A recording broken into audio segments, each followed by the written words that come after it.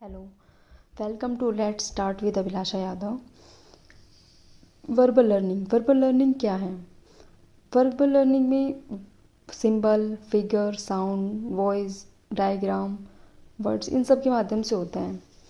इस प्रकार की लर्निंग में नॉनसेंस सिलेबल्स होते हैं जिनका कोई मीनिंग नहीं निकलता। एबिनहाउस ने इसमें कॉन्सोनेंट, वोवल एंड कॉन्सोनेंट को लिया था। सीवीसी की एक श्रृंखला बनाई थी और जिनका कोई मीनिंग नहीं निकल रहा था। ऐसे एक वर्ड लिए थे और उनको कितना रिकॉल कर पाता है इसके बारे में जाना था। वर्बल लर्निंग से रिलेटेड जो प्रैक्टिकल स्टडीज़ में वर्बल लर्निंग का मतलब क्या होता है, उनके बीच कितना एसोसिएशन हो पाता है, ये सब मेज़र किया था। तो इसमें इन्होंने बताया था verbal learning is the process of acquiring, retaining, recalling of verbal information. Nonsense syllabus learning is an experimental paradigm in which letters are combined into words that have no meaning and used as stimuli in verbal learning studies. Verbal learning के main 4 method बताए गए हैं। सबसे पहले serial learning, next paired associate learning, next free recall, next verbal discrimination. तो सबसे पहले हम जानेंगे सीरियल लर्निंग मेथड के बारे में। इसमें सीरियल प्रेजेंटेशन मेथड आता है।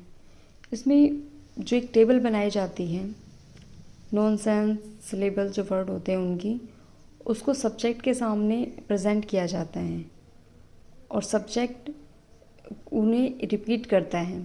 फिर उसके बाद सब्जेक्ट से कहा जाता है कि आपने जो टेबल देखी है उसको सीरियल वाइज रिपीट करें और ऐसे एक ट्रायल मानी जाती है। नेक्स्ट आता है पेयर्ड एसोसिएशन लर्निंग। इसमें रिसर्चर सबसे पहले पेयर आइटम की एक टेबल तैयार कर लेता है और जो प्रत्येक पेयर आइटम में पहला जो आइटम होता है वो एक्साइटेशन के लिए होता है और दूसरा आइटम रिस्पॉन्स होता है। तो इसमें रिसर्चर जो होता है हमारे सब्जेक्ट के सामने एक आइटम जो एक्साइटेशन होता है, पहले तो एक कंप्लीट टेबल को दिखा देता है जिसमें एक्साइटेशन और रिस्पॉन्स दोनों दिखाते हैं। फिर उसके बाद रिसर्चर एक आइटम दिखाता है जो एक्साइटेशन होता है और सब्जेक्ट को रिस्पॉन्स बताना होता है। इस तरह से ये एक ट्रायल कंप्लीट होती है। नेक्स्ट आता है हमारे पास free recall method. Free recall method में सब्जेक्ट को एक कंप्लीट टेबल दिखा दी जाती है और सब्जेक्ट को कहा जाता है कि जिस भी सीक्वेंस में जैसे भी तुम्हें कोई भी आइटम्स याद आ रहे हैं उनको तुम बता सकते हो। तो ऐसे ही रिसर्चर को जो भी पहले वर्ड याद आते हैं वो पहले और जो बाद में याद आते हैं वो बाद में बताते चले जाते हैं। इस तरीके से एक ट्रायल कंप्लीट होती है। नेक्स्ट आता है वर्बल डिस्क्रिमिनेशन। इसे रिकग्निशन लर्निंग भी कहते हैं।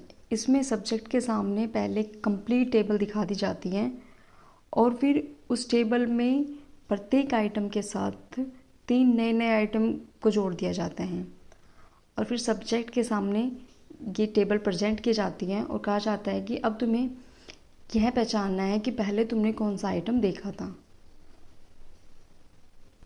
ऐसे मेमोरी को इम्प्रूव करने के लिए निमोनिक्स भी बताए गए हैं, वर्बल निमोनिक्स और इमेजरी निमोनिक्स। वर्बल निमोनिक्स में एक्रोनिम निमोनिक्स होता है। जैसे किसी भी critical word initial word information को रिट्राइव करता है। जैसे वेरी इंपॉर्टेंट पर्सन है तो इसको हम शॉर्ट फॉर्म में VIP नाम से याद रख लेते हैं। नेक्स्ट आता है म्यूजिकल निमोनिक्स। किसी भी लाइन की एंडिंग पॉइंट पर हम सेम साउंड या टोन बनाकर उसे याद कर लेते हैं। फिर टाइम हो गया, टाइम हमारे ब्रेन में एक्वेस्टिक एनकोडिंग कर लेती है। फिर कीवर्ड मेथड हो गया, जैसे कोई फॉरेन लैंग्वेज का वर्ड है उसे याद करना चाहते हैं तो उसे अपने वाले लैंग्वेज से रिलेट करके उसको याद कर लेते हैं। Making connection as a mnemonics method, familiar things के साथ में एसोसिएट कर लेते हैं। ऐसे कनेक्शन करके उसको हम जल्दी सीख लेते हैं, इलेबोरेटिव रिहर्सल कर लेते हैं। फिर आता है इमेजरी निमोनिक्स। ये क्रिटिकल इन्फॉर्मेशन में यूज़ होते हैं जिसमें विजुअल इमेजरी याद करने का एक अच्छा रास्ता होता है। जैसे ग्रीन ग्रास, येलो सन, ऐसे रिलेट करके एक दूसरे से, ब्लू वाटर, ऐसे इमेजरी निमोनिक्स बना लेते हैं। नेक्स्ट आता है the method of loci, location से रिलेटेड करके। जैसे अगर कुछ खाने पीने की बात आ रही, फ्रूट्स की बात है, तो हम उसे फ्रीज से रिलेट कर लेंगे, उस लोकेशन से रिलेट कर पाएंगे उसको।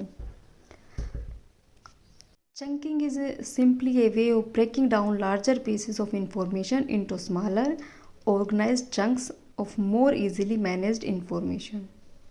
Thank you.